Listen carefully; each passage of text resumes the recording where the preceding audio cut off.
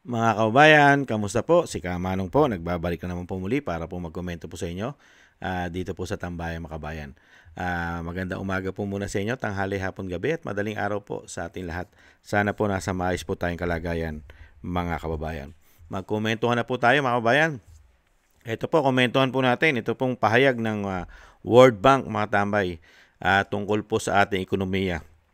Bagsak daw po ang ekonomiya ng Pilipinas ayon po sa World Bank, lalo-lalo po ngayon 2025 dahil daw po sa malawakang korupsyon, lalo-lalo na ang flood control. Pakinggan po natin ang balita at komentuhan po natin. Bagsak ang ekonomiya ng Pilipinas ngayong taon ayon sa pinakabagong ulat ng World Bank. Ito'y panawagan nito sa gobyerno bilisan na ang reforma at ayusin ang mga sistema para makabangon agad ang bansa sa epekto ng flood control scandal. Narito ang agenda report ni Paulo Barcelon. Hindi na lamang sa mga binabahang lugar at napipinsalang ari-arian ramdam ang epekto ng flood control scandal. Maging ang ekonomiya, damay na rin sa epekto ng kalkala ng katiwalian dahil bumaba sa 5.1% ang economic growth ng bansa ngayong 2025 ayon sa tala ng World Bank. Malaki ang ibinaba nito mula sa 5.7% noong 2024. Ayon sa World Bank, isa ang nangyayaring flood control scandal serye sa governance concerns na kailangang tugunan agad ng gobyerno para maagapan ang pagsadsad ng ekonomiya ng bansa. It really is critical that the Philippines doubles down on reforms. And in particular, we highlight three aspects in the first two parts of the report: the need to accelerate governance and institutional reforms to restore confidence.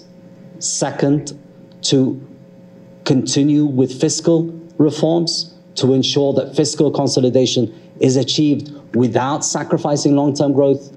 Nakapagtala din ng World Bank ng pagbaba ng foreign direct investments at gasto sa public infrastructure. Bumaba rin daw ang mga turistang pumunta sa Pilipinas mula South Korea na isa sa top tourist markets ng bansa. Para sa World Bank, magandang oportunidad ang flood control scandal para maisaayos ng bansa ang mga sistema nito sa gobyerno. There could be an opportunity in this, in the sense that if the government, if Philippines can actually take the opportunity to increase transparency, increase its institutional capacity, and modernize its system, including its budget execution system, that could actually support longer-term growth and can increase investment confidence. Sinigundahan ni RCBC Chief Economist Michael Ricafort ang naging findings ng World Bank. Bukod sa flood control scandal, may ilang factors ding nakita ang mga ekonomista sa pagbaba ng ekonomiya, tulad ng POGO exit noong 2024, trade war ng Trump administration, at epekto ng mga bagyo at pagbaha. Sa kabila nito, may nakita ring economic gains ang World Bank, tulad ng pagbaba ng inflation ngayong taon sa 1.8% average mula sa higit 3% noong 2024 at ang patuloy na paglakas ng job market ng bansa. Ayon kay PCCI Vice President for Trade Brian Ang, panahon na para ituon ang lakas ng bansa sa paggastos sa mga makabuluhang infrastructure project gaya ng mga kalsada, riles at pantalan sa labas ng Metro Manila. Para naman kay Federation of Philippine Industries President Elizabeth Lee, dapat nang pagtibayin ang sektor ng edukasyon sa pamamagitan ng mga reforma sa DepEd at sa Department of Trade and Industry para mapalakas ang mga manufacturing at industrial prowess ng bansa. Gate ng World Bank at ng mga ekonomista, hindi dapat maging usad pagong ang pamahalaan sa pagpapatupad ng mga importanteng reforma. Paano pong reforma ang gagawin po ng bansa? 3 taong korupsyon ang inatupag. Anong reforma, mga bayan? At sino pa magtitiwala ng mga foreign investor na malaki sa ating bansa? Hindi po ba? Ikaw ba naman mamumuhunan ka sa bansa katulad ng Pilipinas? Na alam mo na ang gobyerno magmula sa ulo, magmula sa Pangulo, may issue ng korupsyon hanggang sa baba. Isasaalang-alang mo ba ang pera ng iyong bansa para dalhin sa bansang Pilipinas? Kalokohan po yon. Pinagaganda na lang po. Pinagaganda na lang po ng mga nasa pamahalaan.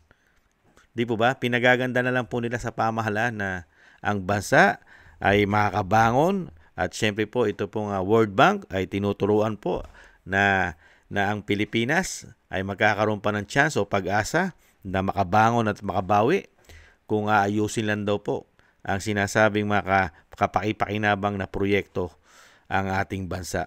Ang tanong, paano po yung mga ninakaw? Ano na kaya nangyari doon sa mga ninakaw? Kaya nga sumadsad na ekonomiya. Di ba? Dahil yung kapakipakinabang na dapat ay matugunan para umangat ang ekonomiya at makapagbigay ng maraming trabaho, nanakaw nga Naging ghost project. Ang tanong, mababawi pa ba? Mababawi pa ba ang mga ninakaw, mga kababayan?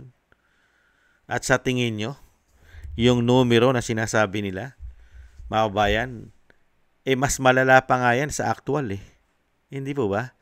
Yung figure. Sige nga, halos ang pera ng bansa ay napunta lang po halos sa mga politiko. At ang mga inutang po natin sa World Bank, kanino kaya napunta yan? Dahil hindi naman po napunta talaga yan sa flood control. Napunta po yan sa mga kickback, komisyon, di po ba, ng mga politiko. Hindi po ba nasayang? Sayang na sayang lang ang inutang katulad po ng World Bank na nagpapautang po sa ating bansa. Ang napakasakit po mga kabayan, tayo po ang nagsasakripisyong taxpayer sa mga kademonyuhan po at kawalangian ng gobyerno po ngayon. Kaya nga po, dito po sa sinasabi ng World Bank, mga tambay, nakita niyo po yung pagbulusok daw po. Kung talagang, yung talagang totoo na figure at numero, baka mas masahol pa po. Baka hindi lang po 5.1 ang ibinaba po ng ating ekonomiya. Baka mas higit pa. Dahil sa dami po na nakakaramdam ng kagutuman, kawalan po ng pag-asa, lalong-lalo po sa nagmamahalang mga bilihin. Hindi po ba? Kaya nga sa hirap ng buhay natin ngayon, dumami po mga kriminal Dumami na naman po mga addictus, mga nagbebenta ng pulburon. Ginagawa na po nilang hanap buhay. Di po ba? Dahil nga hirap na hirap po na makakuha ka ng magandang trabaho sa panahon ngayon. Hindi po ba? Ang maganda lang po ang sitwasyon ngayon, mga politiko, pamilya ng mga politiko, mayayaman, mga oligarkiya. Pero yung nasa middle class at mahihirap nating kababayan, mahihirap na katulad po natin, hindi po masasabi na tayo po ay makakasurvive ng matagal sa ganitong sistema. Hindi po ba? Kaya nga rito po mga kababayan, sa nangyayari po sa ating bansa, patuloy pa po ito. At ito po ay tutuloy po ng tutuloy at dire-diretso po ang mangyayari pong sistema na pagbulusok at pagbagsak na ekonomiya ng bansa. Hindi naman po babaguhin ang sistema Dahil po, wala naman po mapaparusahan dyan At yung sinasabi po na nagpapabagsak na ekonomiya, sila rin yun Sila pa rin po ang nanunungkulan. At sila pa rin po ang gagawa ng mga programa at proyekto. At sila pa rin ang hahawak. Hindi po ba? May mababago po ba sa sitwasyon ng korupsyon? Meron po ba? Sa tingin nyo, may mababago? Kung yung mismo nagpapabagsak na ekonomiya natin at nagpapahirap po sa ating bansa, siya pa rin mismo ngayon, tuloy-tuloy na sila po ay nasa kapangyarihan. Nakita nyo po, sila pa rin. Sila pa rin ang kukontrol. Sila pa rin ang hawak ng pera ng taong bayan. Na sila po ang nagbigay ng napakalaking issue ng korupsyon. Pagbagsak ng ekonomiya natin. Sila pa rin.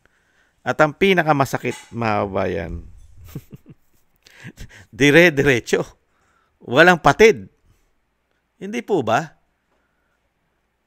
Kaya nga po, dito po sa sinasabi ng World Bank, anong pagbabago ang maaasahan mo sa gobyerno?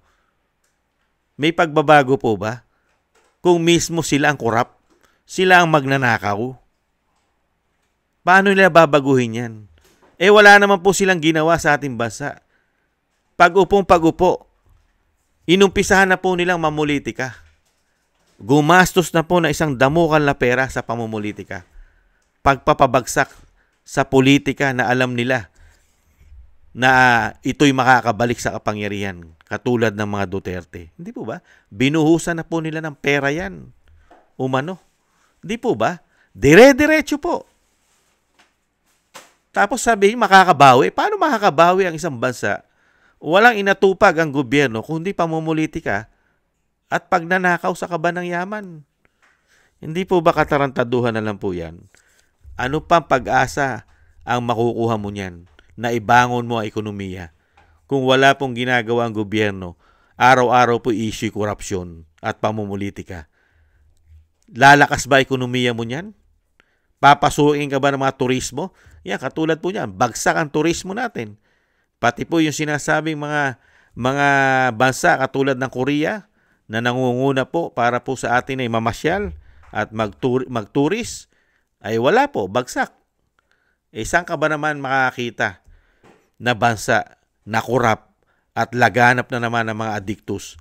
Papasyalan ka ba? Korupsyon? Napakarami na naman mga kriminal sa ating bansa. Papasyalan ka ng mga magtuturis sa'yo, magtuturis? Sige nga. Pagkakatiwalaan po ba ating bansa? Airport na airport nga lang, nagkakaproblema. Nagkakabaklasan. Nawawalan ng mga mahalagang bagay ang mga turismo, ang mga turista.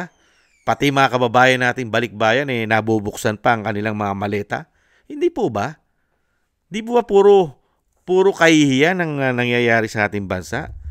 Pero wala tayong magagawa. Ang World Bank po, ang trabaho po niyan ay magpautang. Siyempre po, tayo po ibabaon sa utang. Dahil nga po sila ay negosyo.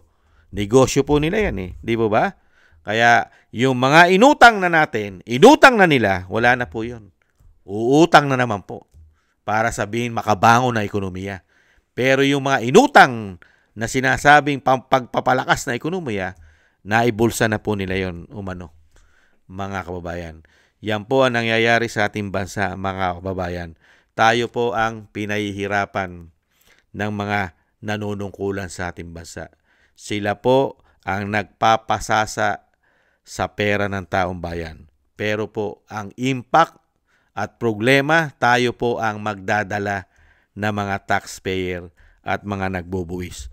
Tayo po ang magsasakripisyo sa mga ginagawa po nila. Lahat ng ginagawa po ngayon ng Binagoong Pilipinas, lahat po sila, magaganda po ang mga ekonomiya nila. Talagang lagong-lago. Malalago po ang ekonomiya ng mga politikong magnanakaw sa ating bansa. Malalago po. 100,000% na malaki po ang ikinita, malaki po ang inilago ng kanilang ekonomiya ng mga magnanakaw na politiko sa ating bansa. Pero po ang mga Pilipino, binaon po tayo sa utang, mga kababayan. Maraming salamat po mga kababayan. Nakakalungkot po na talagang ganyan po nangyayari po sa ating bansa, lalo-lalo po sa ating ekonomiya na wala po tayong pag-apag-asa.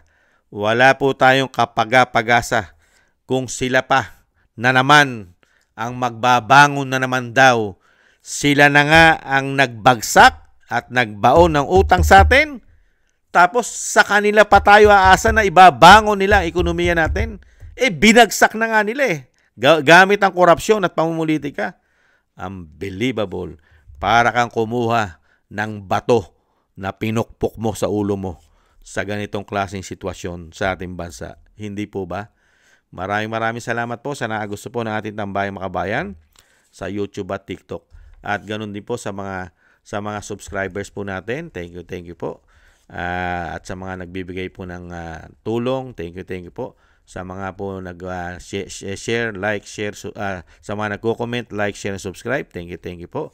Mabuhay po kayo. At shoutout po sa inyo mga kabayan. Shoutout po sa mga nagbibigay po ng tulong. Thank you po. Kina Eric Hersho ng Canada, Kingston 123 ng Hong Kong, si Bei Chichiyoko, Jake Yahut 4531 ng Maisog, California, USA, Gina Ray Solidides ng Berlin, Germany, Julieta Silona ng Sydney, Australia, Jem Aris ng United Arab Emirates, Jovelyn Watanabe ng Japan, ako si Pilam, Ani Jo, Chodorico Erguisa Jr., si Arpel Villacorta, Wills Bubbles 5697, Rosalina RK Team 888, Michelle Yamaguchi Vlog, Norma Garcia, Gayat Shena, Tatay Nick ng Canada, si Nancy Lumampaw. Thank you po sa inyo mga kabayan. Maraming salamat po. Ingat po kayo, lalong-lalo po sa inyo po mga paggawa. At syempre po mga kabayan, ang dasal po natin at panalangin, magkaisa po tayo na pagsamasamahin po natin ang ating mga dasal na tayo pong lahat ay maingatan, ang ating buong sambayanan, ang pamilya Duterte na tayo po ay maingatan sa kapahamakan mga kababayan. At madugtungan pa po ang buhay at kalakasan ng dating Pangulo. At makalabas na po sana siya sa lalong mabilis. Thank you po mga kabayan. Ingat po tayo. Paalam po muna. Bye-bye.